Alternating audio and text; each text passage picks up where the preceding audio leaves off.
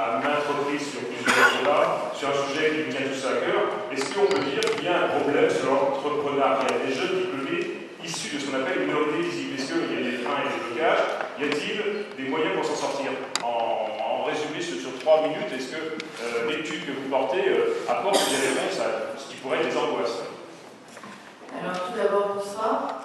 Moi, je ne suis pas issue des dom-toms, je suis une femme noire qui a décidé d'entreprendre avec un objectif d'avoir un impact social sur l'environnement. Donc, est-ce qu'il y a eu un problème par rapport à l'entrepreneuriat des jeunes diplômés? Je dirais pas ça, je dirais qu'il y a une méconnaissance, justement, des dispositifs existants. Et il y a des freins, en effet, qui sont des freins d'ordre culturel, d'ordre psychosociaux aussi, qui font que beaucoup de jeunes diplômés ont plutôt la démarche d'accéder directement à l'emploi et pas forcément ont intégré la démarche de l'entrepreneuriat.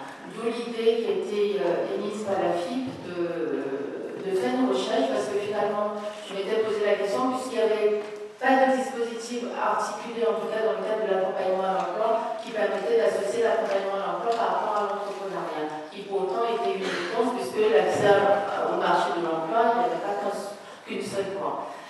Et je me suis rendu compte qu'il n'y avait aucune étude qui avait été réalisée sur le public cadre, parce que je pars du principe qu'en tirant vers le haut, on va tirer une bonne partie de personnes qui sont confrontées aux difficultés. Et pour nous, c'était une manière de casser aussi la représentation liée au public noir, qui partait du fait que beaucoup étaient plutôt de bas niveau de qualification, n'avaient pas les compétences requises, notamment en gestion, en organisation, pour pouvoir gérer des entreprises.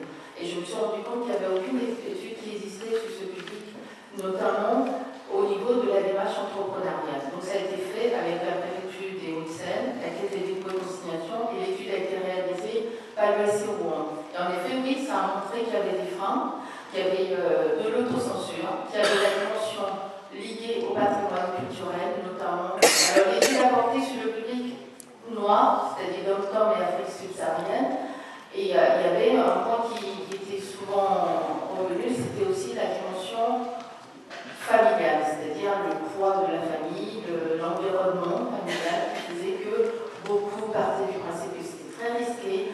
Un point qui avait été soulevé aussi, c'était les stéréotypes liés aux accompagnants à la création d'entreprises, qui avaient des visions très stéréotypées selon le public qu'ils avaient en face, partaient du principe que le risque social était déjà très élevé et qu'il était plutôt dangereux d'accompagner, en tout cas de suggérer un cadre issu des dom-toms ou de l'Afrique noire de se lancer dans la création d'entreprises parce qu'il y avait un patrimoine social qui était déjà déficient. Ensuite, il y avait aussi la méconnaissance des dispositifs. C'est que énormément en tout cas, de dispositifs existaient pour favoriser la création d'entreprises qui étaient méconnues. Il y avait aussi le volet de l'accompagnement, où beaucoup des créateurs se lançaient dans l'accompagnement sans pour autant se prémunir justement de ce volet d'accompagnement, de se dire certes c'est bien d'avoir une idée, mais ça ne s'improvise pas des entrepreneurs, c'est vraiment quelque chose qui a réfléchi, qui se met en place et qui doit être structuré parce que, en effet, c'est une image qui va seulement au-delà de l'idée.